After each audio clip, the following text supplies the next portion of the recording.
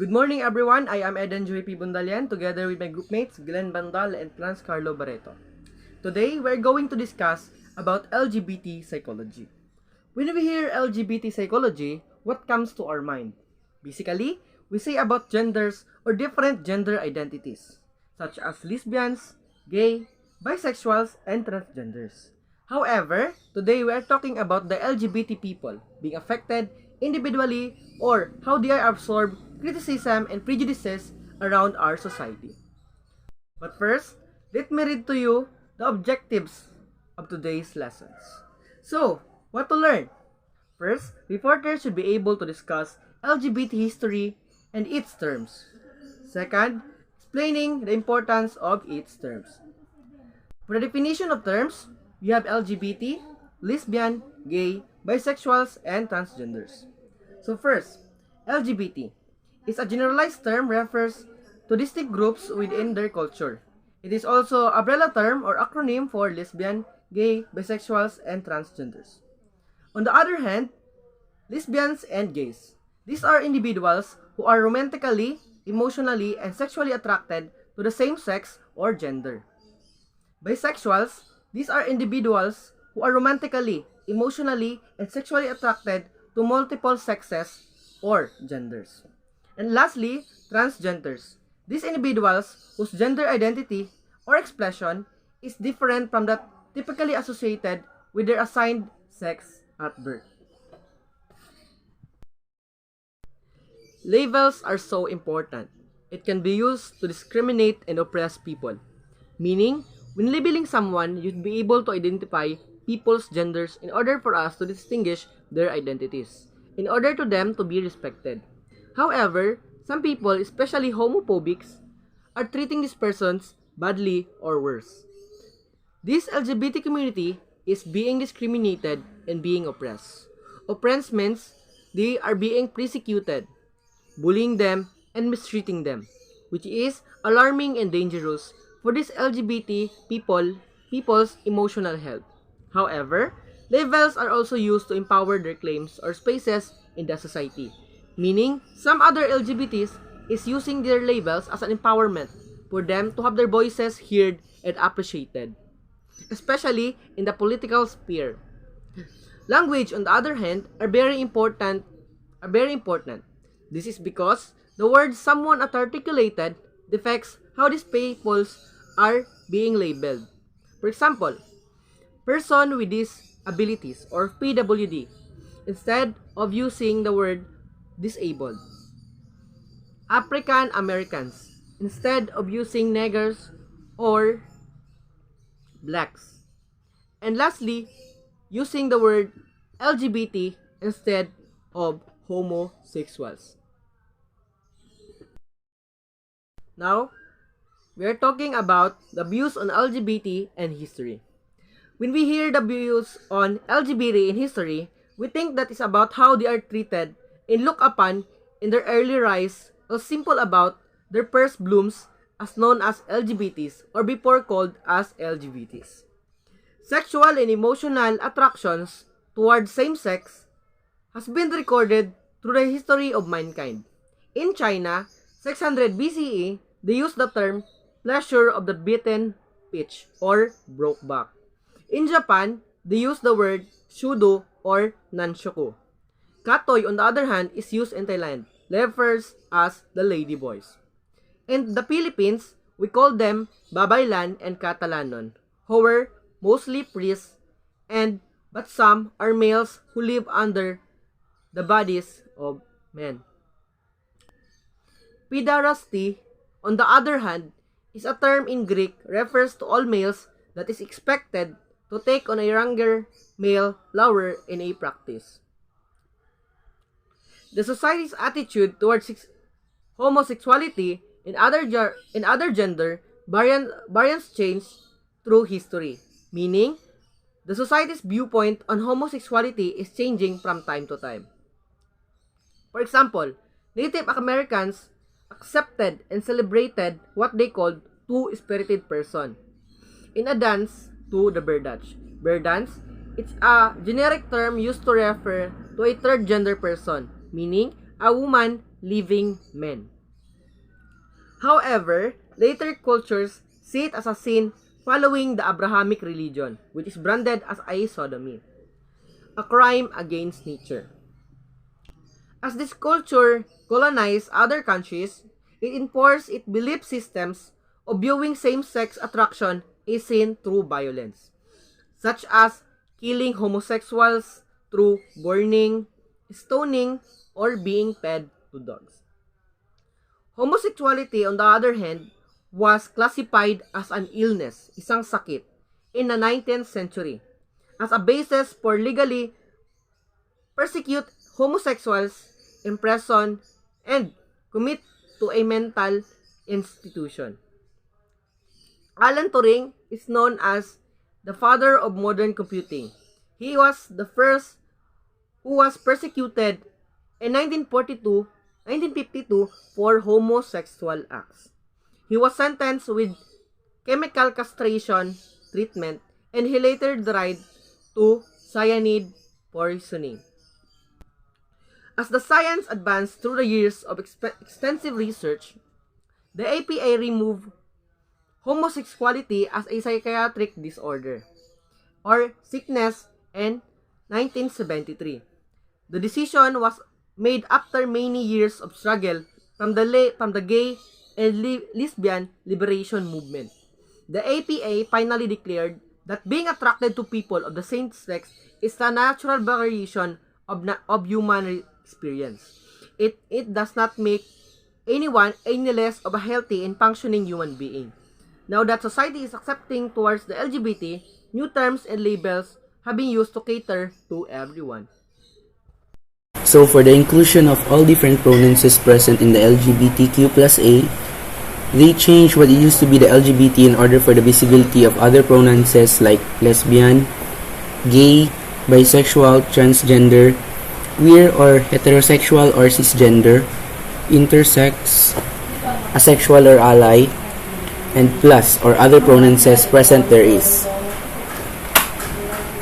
And for the knowledge of human sexuality, there are many terms that pops up nowadays in relation for the inclusion. This includes androgynous, gender identity, gender expression, sexual orientation, sex assigned at birth, cisgender or non-binary. So societies attach a lot of meanings to our biological sex and physical sex. In understanding transgenderism, it is a broad spectrum of people who transiently or persistently identify with a gender that differs from their natal sex. Parents unknowingly set up a gender-based pattern of raising their children upon knowing the biological sex of their babies. For example, pink is for girls and blue is for boys are the basic reflection of our heteronormative culture wherein we expect females to be feminine and males to be masculine. Due to this limited point of view of a sexuality, it makes it difficult to others that does not fit in their boxes like gays, lesbians, and bisexual. That makes it more hard for the transgender people who feel like they were born in the wrong body or given the wrong biological sex.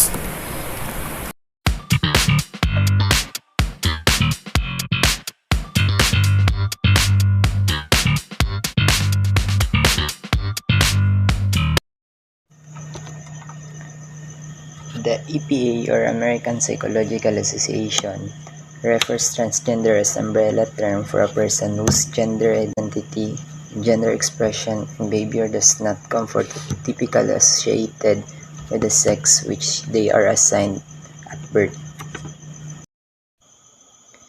This gender nonconformity or gender crossing were celebrated by Native American through the Bird Act or Two-Spirited People.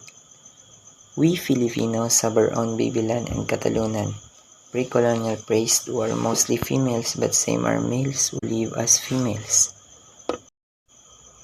So, ang EPA nga po pala ay isang grupo na nagmamasid sa mga kakayanan tangi ng isang tao at sa mga pinagdadaanan po nito or napagdaanan.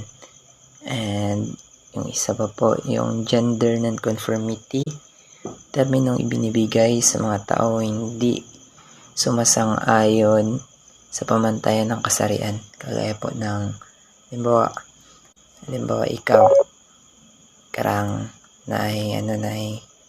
naibayot, tapos dili ka ganahan. So, i-reject yun mo siya. So, mo sila ang magkuhan sa imo kani ang murag grupo gyapon siya nga maghatag og kuan para comfortable ka. Hatag siya og murag lunas gud para comfortable ka. Sige, magbasa. Some countries allow transgender people to change their legal gender male to female or female to male. However, Philippines still lack the law and medical capacity to support transgender people in living with full potential. In the proper use of pronouns, he or she should be observed when taking to a transgender person to show respect as a decent human being. So, mao to siya sa ibang bansa day or sa mga iban nga sa iban nga lugar kinalaw sila mga transgender people like mga bayot or mga tomboy, pero diri sa Pilipinas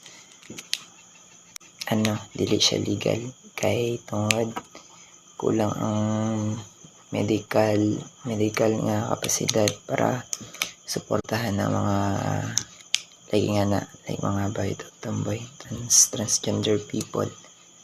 So transitioning process, when a person realizes that he or she may be transgender, a psychologist can guide the person through transition, especially when a person wants to go through permanent changes like sex reassignment surgery. On the contrary, there are transgender people who cannot have or do not want to have hormonal replacement therapy or sex reassignment surgery because of personal, economic, or cultural reasons, and that was okay. So, transsexual sex is an example in which this term is only used in medical field to refer to people whose gender identity is different to their biological sex and they want to change their body, so it resembles about how they feel. A biologically male person may feel like she is a woman since she is a child. In adulthood, she may choose to have hormonal replacement therapy or sex reassignment surgery. So, other sexuality under the transgender umbrella terms includes FTM. FTM is female to female, then MTF is male to female. Then cross-dressing, karang ikaw ay nakasuot ng karang showy ka ba? Karang tomboy ka. Karang ginasuot yun yung mga forma sa lalaki para nila nga tomboy ka.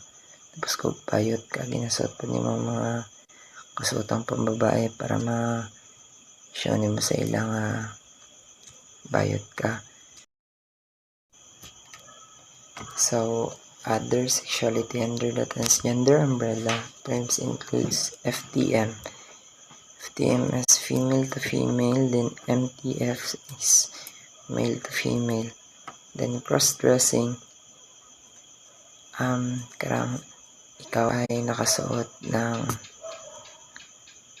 karang showy ka ba? Karang tomboy ka. Karang ginasuot yun yung mga forma sa lalaki para nila nga tomboy ka. Tapos kung payot ka, ginasuot po yung mga kasuotang pambabae para show mo sa ilang bayot ka. Then drag king and queens, siya pagbihis or gayos ka o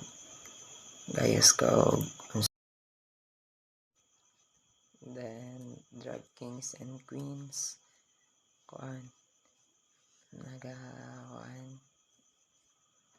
nagasuot ka og mga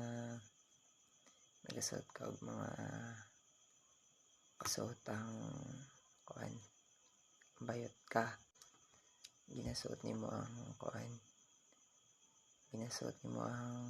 mga kasuotan sa babae para magibang anyo ka or tomboy ka.